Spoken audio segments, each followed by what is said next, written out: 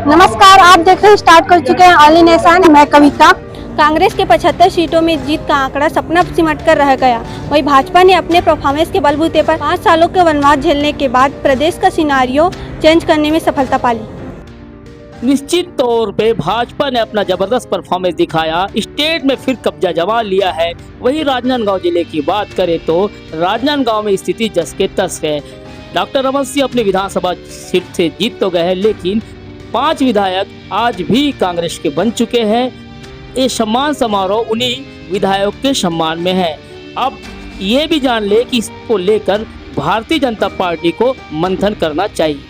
यदि भारतीय जनता पार्टी को मंथन करना चाहिए तो कांग्रेसियों को भी मंथन करना चाहिए कि जहां सारा मीडिया और सारा सोशल मीडिया अटा पड़ा था कि पूरी तरह से अब कांग्रेस आने वाली है, ऐसे में भारतीय जनता पार्टी पूरे मैंडेट के साथ आई है तो मंथन इन्हें भी करना चाहिए। चलिए, अब भाजपा पूरे प्रदेश पर काबिज हो गई है, जिसके बाद मुख्यमंत्री और डिप्टी सीएम भी 2 हो चुके हैं। डॉक्टर रमन सिंह की भूमिका तब्दील हो चुकी है, वह नई भूमिका में है। पहली बार राजनांदगांव जब आए तो उनका स्वागत बहुत जोरदार हुआ।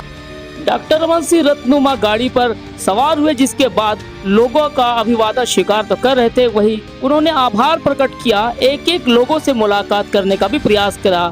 साथ में ये भी देखते जाइए कि डॉक्टर रमन ने मोदी की गारंटी बताई। वही बुलडोजर वाले बाबा को भी धन्यवाद दिया, क्योंकि बुलडोजर वाले बाबा की रैली जो महारैली के तौर पे तब्दील हुई, वो भी जीत की अच्छी कड़ी मानी जा सकती है। बहरहाल अब स्वागत सत्कार का सिलसिला चलते रहेगा, लेकिन स्वागत सत्कार के साथ वो बयान भी सुने जो आपको सुनना चाहिए। डॉक्टर रमन सिंह साहब ने क्या कहा और हमारे जिले के सांसद संतोष पांडे जी ने क्या कहा। आया था, उसको पता चल गया कि राजनांदगांव का एक वोट भी वो करोड़ों रुपया खर्च करके नहीं खरीद सकता, उसकी औकात नहीं है, उसको अब दोबारा हिम्मत नहीं करेगा राजनांदगांव में आने का। शहर का माना मंदिर हो और चाय पे चर्चा ना हो, ये चाय का अड्डा है, ये खबरों का अड्डा है, लोगों को मुलाकात करने का एक बहुत अच्छा जरिया है। और यहाँ पर यदि जिले के सांसद, वो भी एक नहीं, अब लगभग 3-4 जिले हो गए,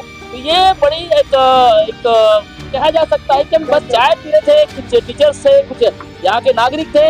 इसी दौरान सांसद संतोष पांडे जी का आना हुआ और ये चाय का सिलसिला चालू हुआ। तो हम चाय पे ही चर्चा कर रहे हैं और छोटी छोटी बातें, क्योंकि इलेक्शन का दौर था उस समय, पांडे जी भी कहीं न कहीं बिजी रहे और हम भी अपने कामों को लेकर चलते रहे। उसके बाद अभी कुछ ही दिन हुए हैं कि पांडे जी ने मतलब दिल्ली में जाके राजनांदगांव को लेकर रेलवे की बात हुई। थोड़ी छोटी चर्चा करेंगे, चाय की बात है। जी पांडे जी, आपका स्वागत है। राजनांदगांव है, हर बार स्वागत करते हैं।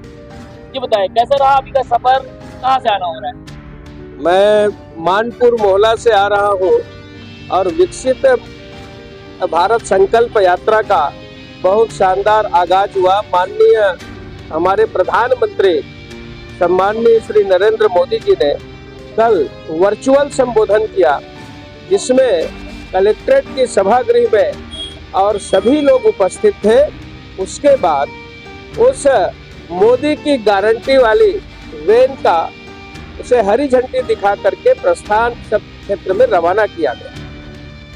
ये जो इलेक्शन की जो मतलब जो मैंडेट आया है सीजी पे, छत्तीसगढ़ पे, और डॉक्टर साहब फिर यहाँ पे आए हैं, लेकिन यहाँ पर जब आप जो देखे होंगे, जो डॉक्टर साहब का बयान था कि नोटों का बरसात और बहुत सारी चीजें भूपेश जी ने भेजा है, ये बहुत सारे बयान है। अब क्या देखें?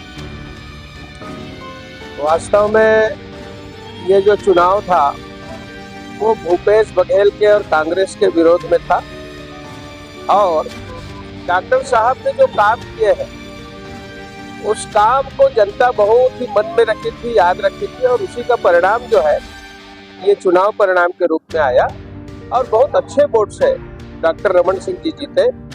प्रदेश में भी बस्तर से लेकर के सरगुजा तक अच्छा परिणाम आया।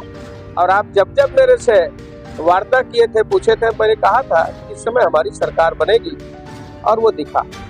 मोदी का मैजिक है या बुलडोजर बाबा जो उनका एक दौरा था, तो ये भी बाद में जिक्र हुआ, डॉक्टर साहब ने कहा, इसको कितना इफेक्ट मानते, मतलब क्या? इसमें कहीं कोई दो मत नहीं।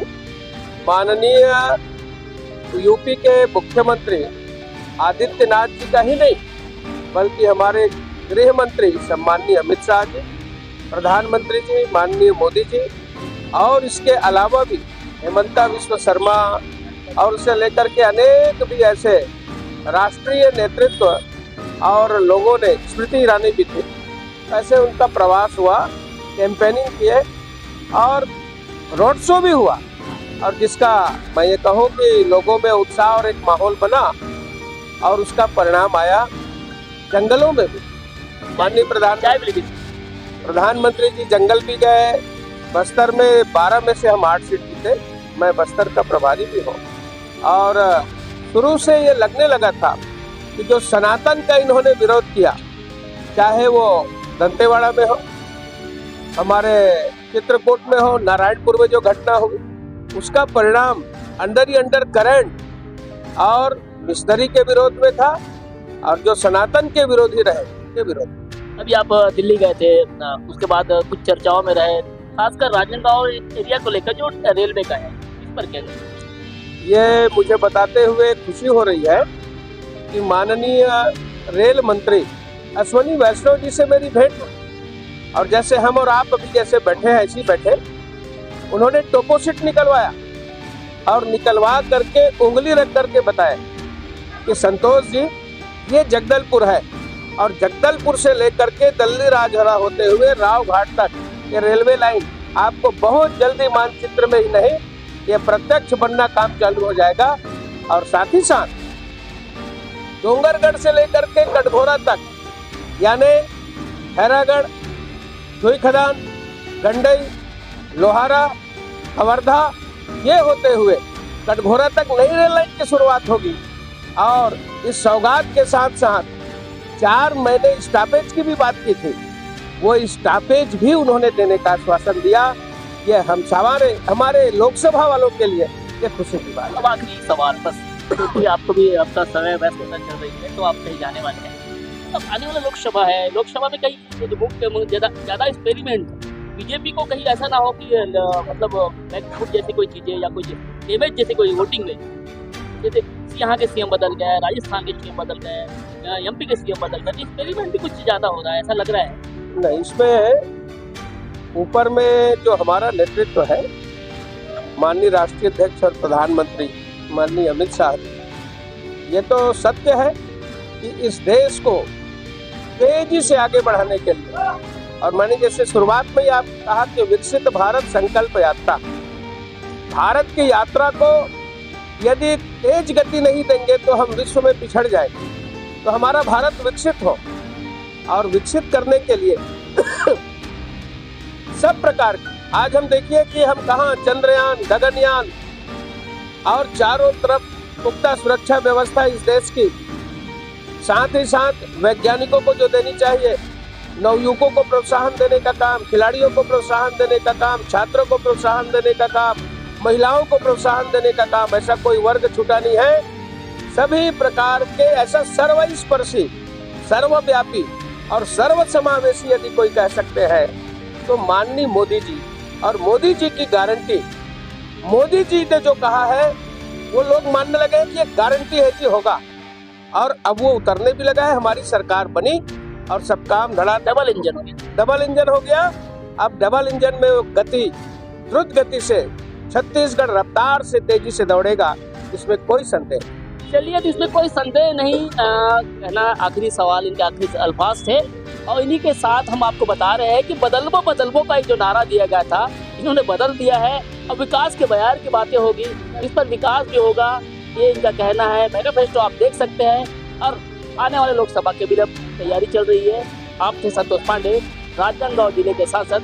मेरे साथ आज मेरे सहयोगी विश्वनाथ देवागर और मैं अखिलेश।